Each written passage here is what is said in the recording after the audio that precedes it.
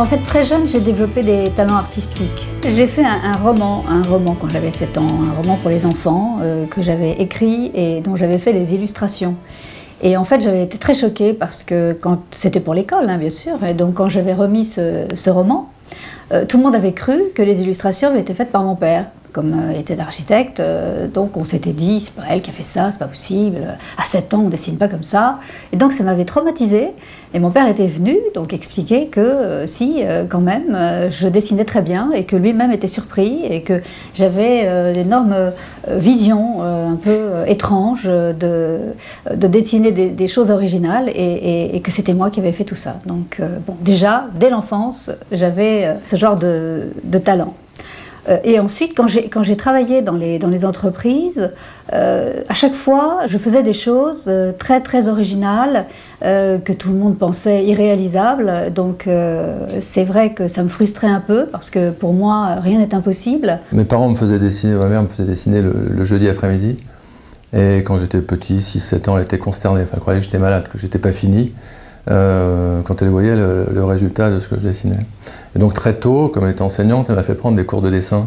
Et donc j'ai eu l'occasion, j'ai eu la chance de pouvoir prendre des cours de dessin très jeune, très tôt. Et finalement d'avoir un certain avantage en la matière, indépendamment donc de mes bons résultats scolaires, je dessinais plutôt bien, et tout le temps. Après j'étais à l'option dessin, après il y a eu du dessin au lycée, des modèles, enfin des choses assez, à l'occasion de mai 68, hein, des choses un peu au lycée d'Anguin, un peu avant-gardistes avec nos enseignants. Et donc j'ai toujours eu ce plaisir-là.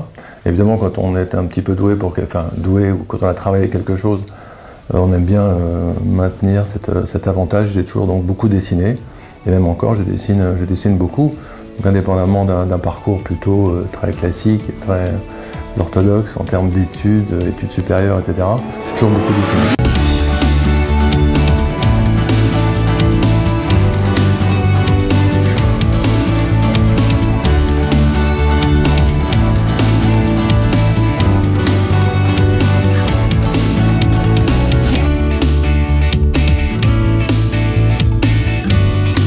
En fait, on n'a jamais eu peur, ni l'un ni l'autre, de se lancer en fait, dans cette aventure.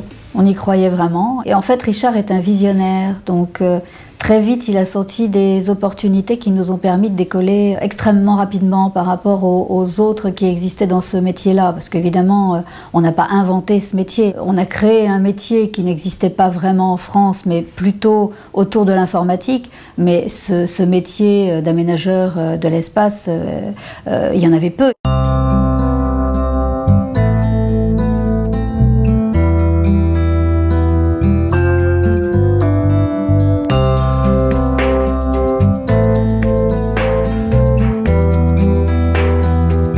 Les plus grandes sources d'inspiration que je rencontre, c'est souvent à travers mes clients qui à chaque fois, posent un problème qui est à chaque fois différent. Donc, obligatoirement, je me force à une certaine créativité pour ne jamais faire la même chose. Et ça, c'est très enrichissant. Je regarde beaucoup, je cherche beaucoup d'images qui m'obligent à faire un tri ensuite et qui m'obligent à essayer de faire passer un certain nombre de messages aux gens avec qui je travaille, puisque maintenant, grâce à l'informatique, je travaille énormément mes images directement sur écran. Et comme je ne sais pas me servir moi-même de ces outils informatiques, je suis obligée de travailler avec eux et de leur faire passer mes émotions, mes idées, des messages pour traduire ce que veut mon client, mais en même temps traduire à travers ce que veut mon client ce que moi j'ai envie de réaliser. Donc ça, c'est quand même quelque chose d'assez excitant. Donc voilà la profondeur qu'on a, tu vois, on va couper au fond.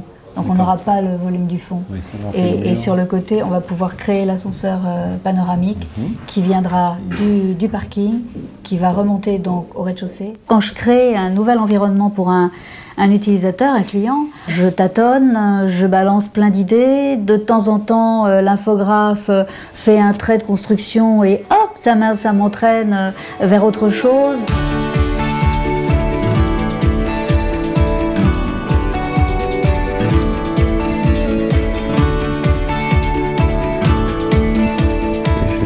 Développer une relation très forte avec les lieux Et bien sûr, c'est mon activité de tous les jours. Notre activité de tous les jours, c'est de visiter des lieux, de les imaginer, d'échanger et de les transformer.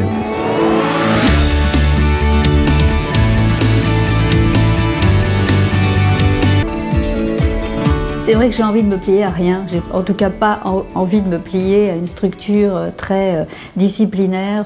J'ai vraiment besoin d'une grande liberté d'expression pour exister.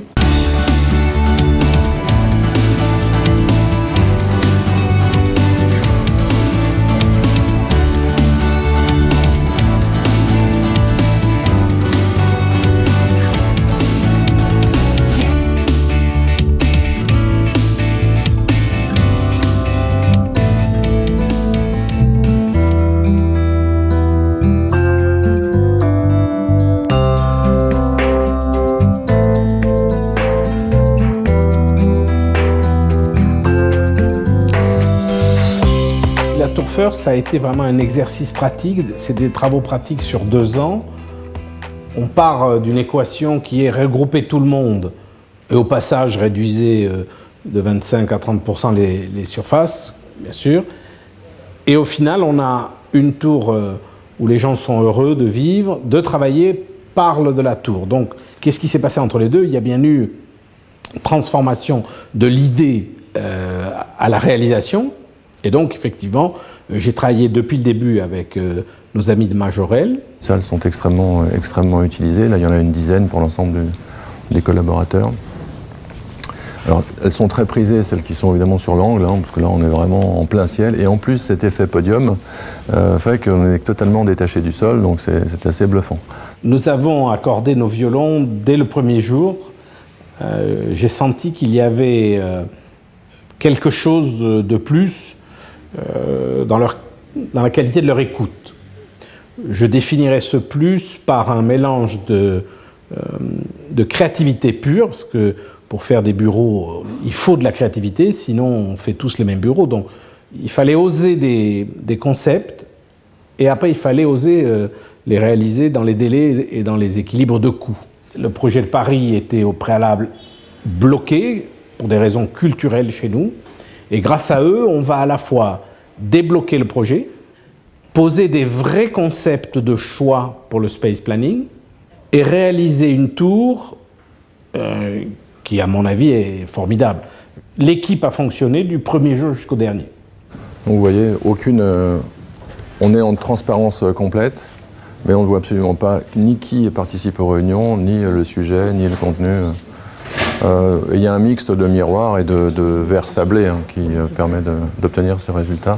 Ce que j'ai ressenti au début, c'est que Lucie allait oser en permanence des concepts, soit de décoration, soit de space planning pur. Donc elle allait aller du spectre de l'idée en décoration jusqu'à l'idée très précise de la vie des gens dans leur bureau. Quand Richard allait absorber du début jusqu'à la fin du projet tous les stress pour arriver aux solutions en temps et en heure. Richard a eu à gérer des gens multi-angles et des décideurs mouvants.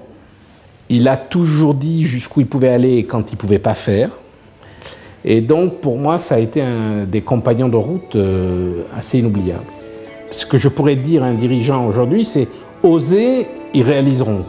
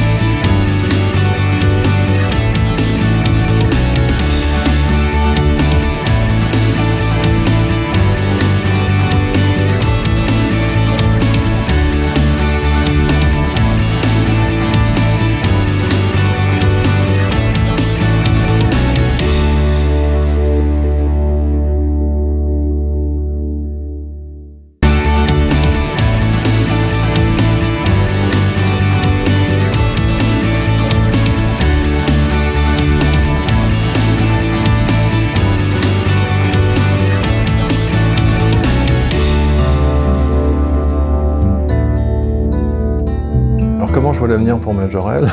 C'est dans les 5 ou 10 prochaines années le moment d'une révolution en ce qui concerne l'organisation des espaces tertiaires, l'organisation du travail. Et on va être acteur majeur de cette transformation. Ma plus grande source d'épanouissement, c'est de travailler avec Richard Galland. C'est un personnage mystérieux, toujours un mystère pour moi d'ailleurs, depuis 30 ans. Très sensible, très visionnaire, avec beaucoup d'imagination et à la fois énormément de réalité et une certaine continuité dans les idées. Je crois que la plus grande source de satisfaction, c'est de faire des projets ensemble et de concrétiser cette transformation entre un moment de grande difficulté.